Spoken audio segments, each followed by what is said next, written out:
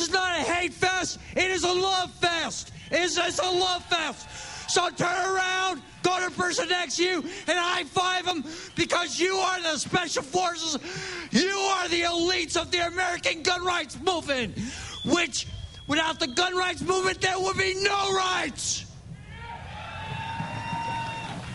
Okay, now there's a certain reporter made comments, Rachel Maddow, and all I have to say to her, it's a good thing that this is a love fest. Otherwise, we tar and feather you.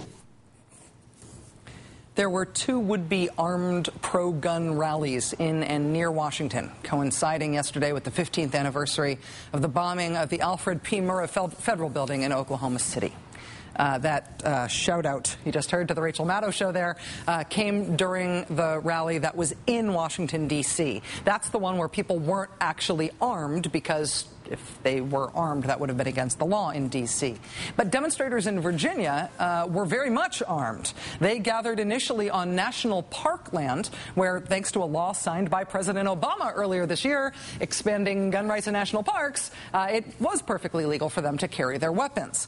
Must have been sort of bamboozling and frustrating to the people who were there to complain about their gun rights being impinged by President Obama that they were only able to be there in that way because he expanded their gun rights. That said, as you can see, there weren't actually all that many people at either of these pro-gun rallies. Several estimates put dozens at the armed rally in Virginia and hundreds at the unarmed rally in Washington, D.C.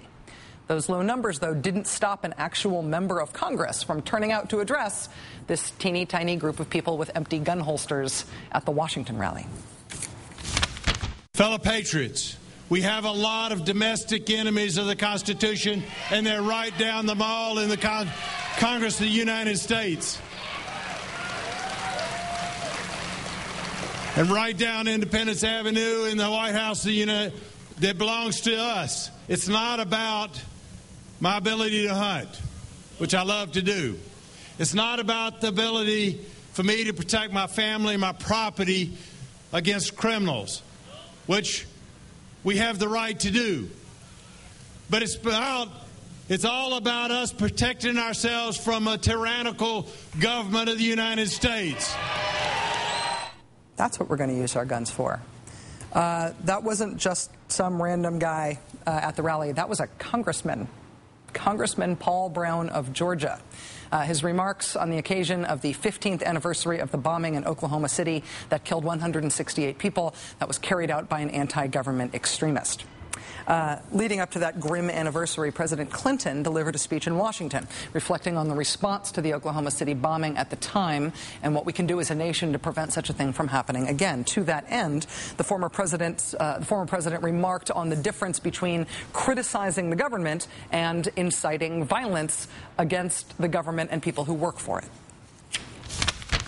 We can't let the debate veer so far into hatred that we lose focus of our common humanity. It's really important.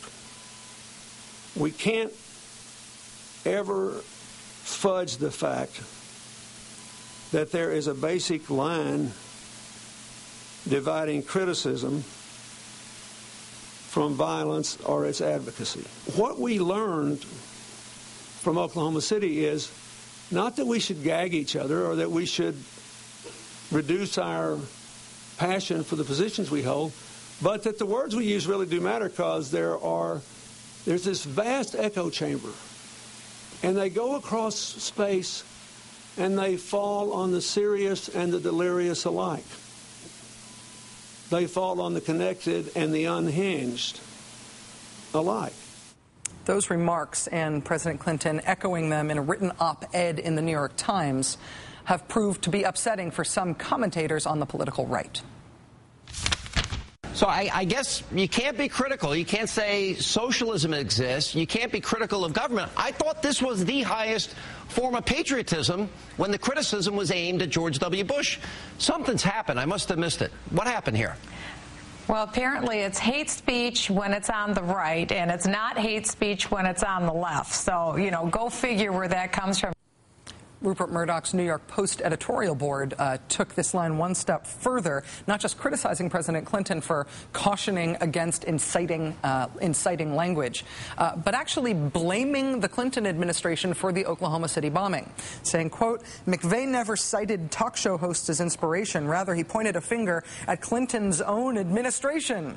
Oklahoma City was a retaliatory strike, McVeigh wrote in a letter to the media, a counterattack for the cumulative raids and subsequent violence and damage that federal agents had participated in over the preceding years, including but not limited to Waco.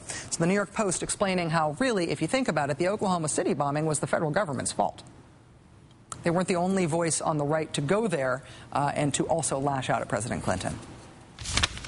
Let me ask President Clinton, what words caused Timothy McVeigh to act? Name one. I want to know what words and who spoke them. All I've ever heard is that Timothy McVeigh was outraged over the government invasion led by Janet Reno of the Branch Davidian compound in Waco, Texas. And the Murrah building was blown up on that exact date 2 years later. McVeigh was not inspired by anybody's words. He was inspired by Mr. Clinton's deeds. But if you want both violence inciting language and a sympathetic explanation of Timothy McVeigh's motivation to bomb a United States federal building and kill people in it, look no further than the Second Amendment March, the one held yesterday in Washington, D.C. on the anniversary of that bombing.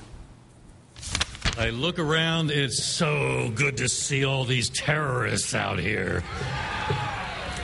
Janet Napolitano, she figured as governor of Arizona that we didn't have a border problem, but she knows who the real enemy is. And Bill Clinton's been running cover for her, too. Watch out how you guys speak out there. You know, words can have consequences. Remember Oklahoma City?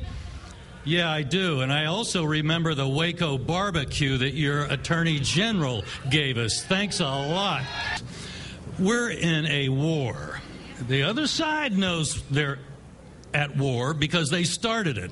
They're coming for our freedom, for our money, for our kids, for our property. They're coming for everything because they're a bunch of socialists.